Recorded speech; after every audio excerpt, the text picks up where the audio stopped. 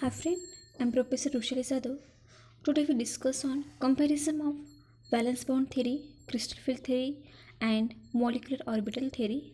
Now first we study assumptions. In first column VBT, that means valence bond theory, crystal field theory and molecular orbital theory. We see the one by one points.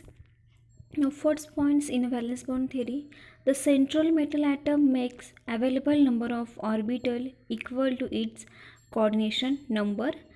In crystal field theory, the metal's ions is placed in the center and it is surrounded by ligand with lone pair of electron. That means in crystal field, lone pair are present.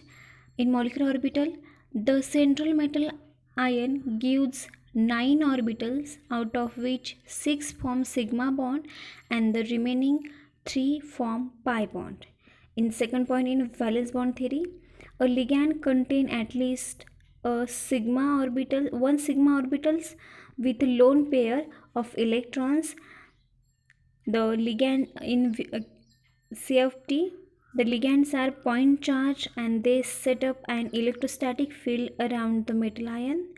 In MOT, each ligand contributes S or combination of S and P orbitals to form sigma bond. In third part in VBT, a filled orbital of ligands overlaps with a vacant orbital of metal to form a coordination covalent bond. This is a sigma bond. In third CFT, the attraction between metal ion and the ligand is purely electrostatic, that is, bonds are 100% ionic. In MOT third, the ligand orbital combine to form ligand group orbitals LGO. They break up into orbitals with symmetry matching to the symmetry of the metal orbital. Fourth point in VBT, the metal atom undergoes d square sp3 or dsp square or sp3 hybridization while forming the bonds.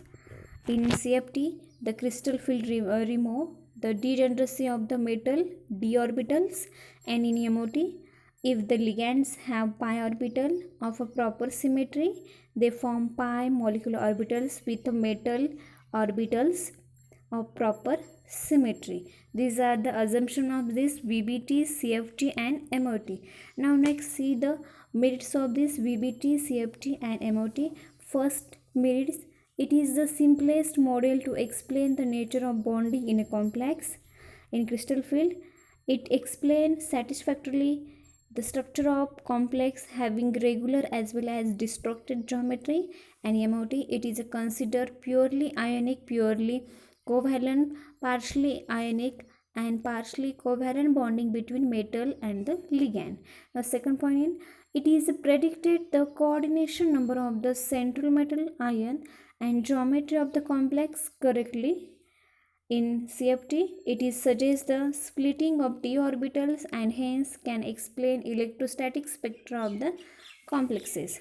And MOT, it is suggests the splitting of energy level in terms of molecular orbitals. Third, in VBT, it takes into account multiple bonding between metal and ligands.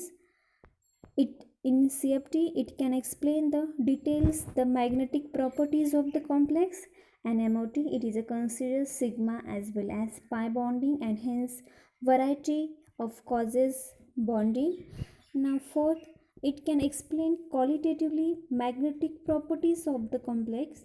In CFT, it can explain the kinetic and thermodynamic property of complex. In MOT, it can explain the spectral and magnetic properties of the complex.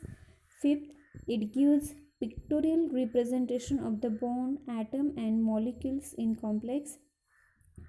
In CFT, it postulates the concept of spectrochemical series, and MOT, it can explain the geometry of the complex.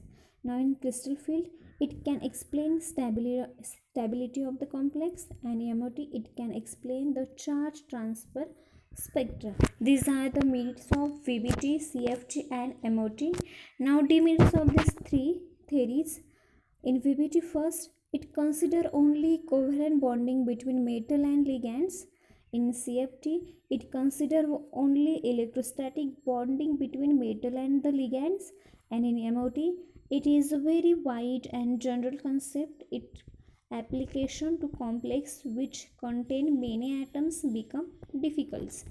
Now, second in VBT, there are difficulties in interpreting the geometry of some complexes. For example, CuNH3 4 plus 2 and some distorted shape. Now, second in CFT, it is a consider only the metal d orbitals and the ligands orbitals in the formation of a complex. In MOT, it is a quantitative approach to explain the properties of the complex creates problem. Now, third in a VBT, it is cannot account of magnetic moment in cause of some complexes. CFT, does not consider any covalent bonding, it does not consider any pi bonding, it makes any approximation in a treatment to explain the nature of the bonding, and it fails to explain the absorption spectra of the metal complex. In CFT, it cannot properly account of the strength of the ligands. For example, it cannot say why H2 comes early to the OH minus in a spectrochemical series as a strong ligand. And fourth, in a MOT, it makes extensive use to group theory and principle of symmetry.